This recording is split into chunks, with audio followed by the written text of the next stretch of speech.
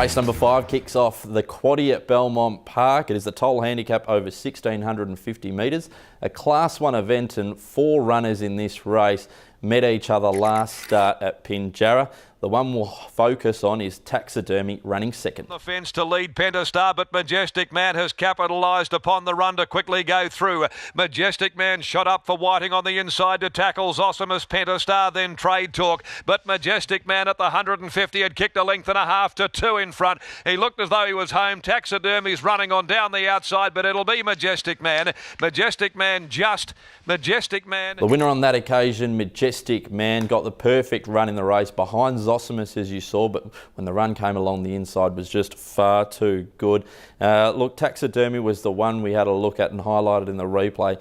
He was 3 back on the fence and peeled right out to the extreme outside, ran on very, very strongly to only miss by a long head. It was a really nice performance by this 7-year-old by Blackfriars. Goes out to 1,650 metres, which will suit second up. Looks to have a little bit left in the tank. Quite unraced for a, quite lightly raced, I should say, for a 7-year-old, only having its 21st start, but they've taken their time with him, and I think a win's right around the corner. He'll certainly run a nice race. Zosimus stuck on quite well after leading in the soft conditions. Again, back out to 1,650 metres. Somewhat of a query, but I'm expecting him to go well. We also, out of that race, we saw Musical Art, which probably just got too far back, ran on quite nicely. As we saw on that occasion, Zosimus stuck on quite well, only be beaten in 3.5 lengths. Didn't look to go overly hard, but yeah, maybe not enough tempo for Musical Art to get home on that occasion. Again, out to 1,650 metres will suit.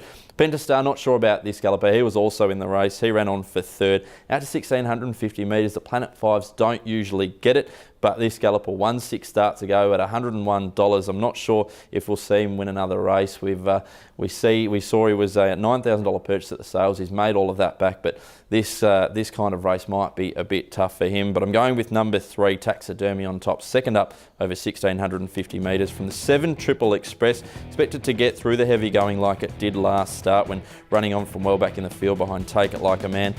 From number 1, Zosimus, as we saw leading them up in the replay, and number 2, Musical Art. Race number 6 at Belmont Park is the Perth Racing Club membership handicap over 1,200 metres. It's a Class 1 event, and a replay horse we'll take a look at. We'll have to go all the way back to the 31st of May to see Hodgepodge running second behind Sharkmouth. But looking to come away from heel, Starkle starts to run on, and then came Hodgepodge. 300 left to travel though. Sharkmouth again on the inside regains the lead from Hinchinbeel. Ragnar Saga under pressure. Starkle and the Director are starting to run on as well, and then Hodgepodge joining in at the 100-metre mark at Sharkmouth. The Director closing, and so's Hodgepodge deep out. Sharkmouth clings on though. Relaxed beautifully on that occasion. Just better than midfield underneath Randy Tam with only 54.5 kilos on its back, but gee, he ran on strongly behind Sharkmouth. Beat home the likes of the Director, which ran third. Ragnar Saga ran fifth. We know that galloper probably hasn't put the runs on the board, but we know he's got a fair bit of ability.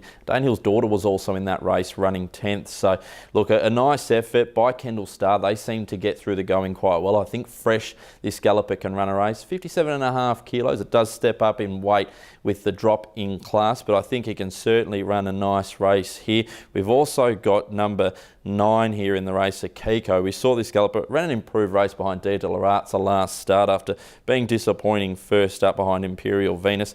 This race here from Barrier 2, I think this galloper can lead and give a bit of cheek. He's third up now and should be fitter. This mare by Nakoni also got in the race. Number 5 we'll take a look at, which is Oliver's Travel. Last start maiden winner. That was in heavy going as well, so must take note of that. Drew away from them in the concluding stages, which was good to see, especially from Simon Miller's point of view. So obviously handled the heavy 8 going. I've got those gallopers in my numbers. Number 4 on top though, Hodgepodge. I think with the freshen up, Fred Kersey's runabouts can come to an end here. From number 9, Akiko.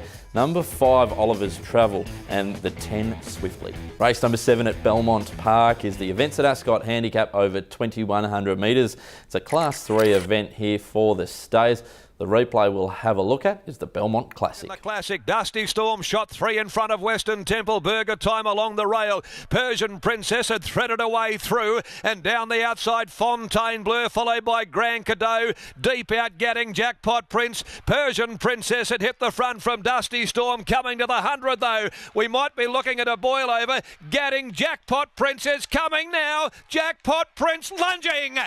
By 3 runners out of that 3-year-old feature. Now 4-year-olds come into this race. Burger Time was the one we had highlighted and didn't travel too generously in the early parts of that race, but as you saw in the replay, went for a run along the inside of Dusty Storm, which stuck on quite well considering he's probably outclassed in a race like that. But back to Burger Time, I really like the way he found the line, and he may have come on since then. 3 weeks between runs, it could really suit. Dusty Storm, as I mentioned, he was probably outclassed in that race, but only to be beaten by 3.5 lengths by Jackpot Prince. It's a really good ride by Ryan Hill on that occasion. Similar tactics here in the heavy going. Could see him pinch this, could get along out in front, and then at the 1,000 metre mark, when Ryan Hill pushes the button, he could be hard to chase down.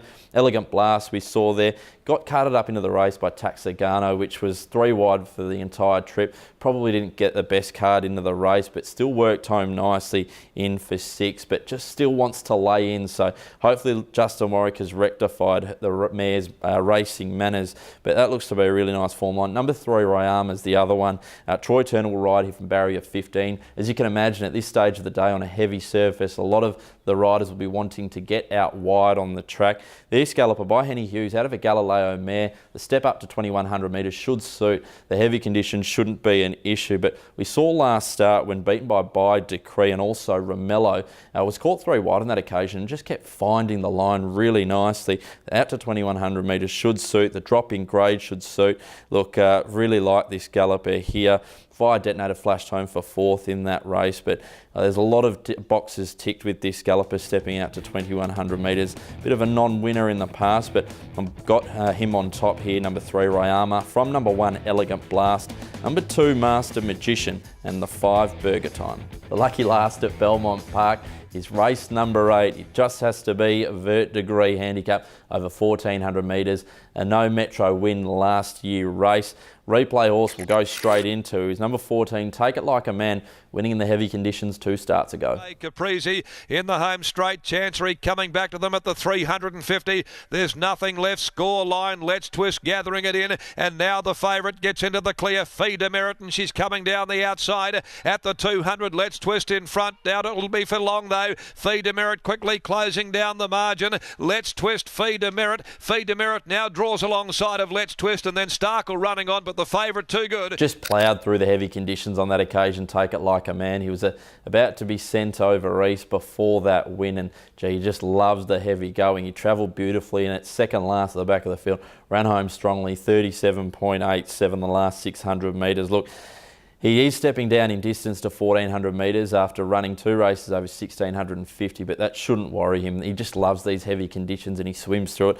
Most recent run we saw last week, which would make this run his 3rd run in as many weeks, we saw in the soft conditions. He got through it nicely and found the line well, so may have just found that zest for racing again as well, which is great to see, and great work from Nick Cox. Only carries the 51.5 in the heavy conditions. Gee, he should get through it and could take a power of beating. We've also got in the race the top weight there, Big Caroline, won in the heavy conditions last year and seems to get through it okay. The first up run, we didn't expect it to run so well behind Royal Command. 3rd beaten 4 lengths. That form, Randy Tan's claim here, certainly good enough to see this Galloper run well. Has won when second up before, and out to 1,400 metres certainly should suit. We've also got number 6, Ragnar's Saga. This Galloper has promised the world but delivered no more than an Atlas. He's got all of the ability there but just hasn't seemed to have found the line. On the quick 7-day backup here, hopefully he's handled it well. Gets out to 1,400 metres now, which probably will suit, of course. This is Siani's bigger brother by Lonhro.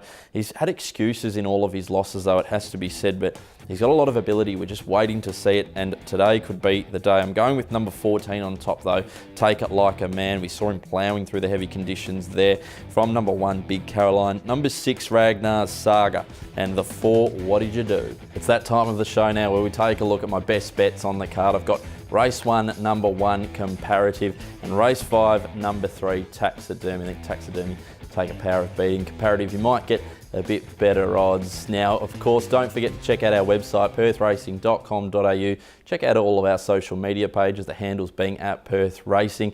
And if you are having a bet, best of luck at Belmont Park. It's a tricky day, but it could be a day for some value. Thanks for joining us on the box seat, and we'll catch you next time.